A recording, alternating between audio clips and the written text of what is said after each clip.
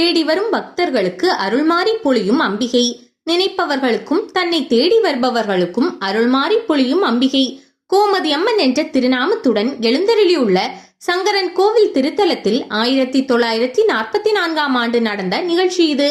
ஆடி மாதம் ஆடித்தபசு திருவிழாவிற்கு உலகில் உள்ள மொத்த பேரும் திரண்டு வந்தது போல சங்கரன் கோவில் முழுக்க மக்கள் வெள்ளம். இரவு நேரம் தெற்கு ரத வீதியில் இருக்கும் தபசு மண்டபத்தில் பல்லக்கில் எழுந்தருளி இருந்தால் உற்சவமூர்த்தியான அம்பிகை. திரு கல்யாண அலங்காரத்தில் இருந்ததால் அம்பிகையின் திருமேனி முழுவதும் தங்கமும் வைரமுமாக நகைகள் ஜொலித்தன. அம்பிகையின் அருகில் குப்புசாமி பட்டர் களைப்புடன் உட்கார்ந்திருந்தார். சங்கரன் கோவிலுக்கு அருகில் உள்ள அரியூரை சேர்ந்த கணக்கு பிள்ளை ஒருவர் பட்டரை போல வேடம் அணிந்து பல்லக்கை நெருங்கினார். அவர் அந்த கிராமத்து முக்கியஸ்தர். கட்டுமஸ்தான உடல்வாகு கொண்டவர். மனோவசியம் உட்பட பல வித்தைகள் கற்றவர். அவரை பார்த்த எவருக்குமே சந்தேகம் ஏற்படவில்லை. யாரோ பூஜை செய்யும் பட்டர் என்று நினைத்தனர். பல்லக்கை நெருங்கிய அவர் அதில் ஏறி அம்மனின் காதுகளை அலங்கரிக்கும் வைரத்தோடுகளை கழற்றிக்கொண்டு கும்பலோடு கும்பலாக கலந்து மறைந்தார். அந்த தோடுகளின் அன்றைய மதிப்பு 16,000 ரூபாய். அப்போது அசதியுடன் பல்லக்கில் சாய்ந்திருந்த குப்புசாமி பட்டரை சுமார் 8 வயது சிறுமி ஒருத்தியின் மென்மையான கரங்கள் உலுக்கி எழுப்பின. அறக்க பறக்க கண் விழித்து எழுந்த குப்புசாமி பட்டரின் எதிரில் ஒளிமயமாக அந்த குழந்தை நின்று கொண்டிருந்தாள். என்ன ஏது என்று கேட்பதற்கு முன் அவளாகவே பரபரப்புடன், மாமா மாமா, எனது தோடுகளை ஒருவன் திருடி கொண்டு போகிறான், வா வந்து அவனை பிடி என்று அவரின் கைகளை பிடித்து இழுத்தாள்.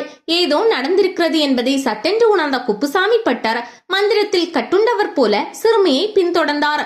சற்று தூரம் சென்றதும் திருடனை சுட்டிக்காட்டிய சிறுமி, அதோ போகிறானே அவன்தான் எனது தோடுகளை திருடியவன் என்றாள். கட்டுமஸ்தான உடம்போடு ஒருவர் போய்க் கொண்டிருந்தார். ஒல்லியான உடல்வாகு கொண்ட பட்டருக்கு எப்படிதான் தைரியம் வந்ததோ தெரியவில்லை. விறுவிறுவென்று போய் அந்த நபரின் மூடிய கையை பற்றி இழுத்து கடித்தார். அந்த நபர் திமிரினாரை தவிர எதிர்த்து தாக்காமல் பிரம்மை பிடித்தவர் போல் அப்படியே நின்றார்.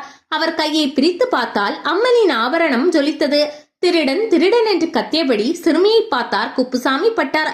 அவள் மாயமாக மறைந்து விட்டிருந்தாள். அதற்குள் அங்கிருந்த மக்கள் அந்த திருடனை பிடித்து அடிக்க தொடங்கினார். திருவிழா கும்பல் கேட்கவா வேண்டும், ஆளாளுக்கு அடித்தார்கள். ஆனால் அந்த நபரோ, அடியுங்கள், நன்றாக அடியுங்கள், அப்போதுதான் நான் செய்த பாவம் தீரும் என்று சொன்னாரே தவிர கலங்கவில்லை. அவரை காவல் நிலையத்தில் ஒப்படைத்தனர். இதிகாச புராண காலத்தில் மட்டுமின்றி எப்போதும் தெய்வம் தனது திருவிளையாடலை நிறுத்தியதில்லை. அடியாருக்கு அருள் புரிவதன் மூலம் அது எப்போதும் தன்னை வெளிப்படுத்தவே செய்கிறது. அனுபவத்தால் இதை உணர்ந்தவர்கள் அடுத்தவர்களுக்கு சொல்கிறார்கள். அனுபவம் பெற துடிப்பவர்கள் அதை நம்புகிறார்கள். தெய்வத்தின் அருளை தாங்களும் அனுபவிக்கிறார்கள்.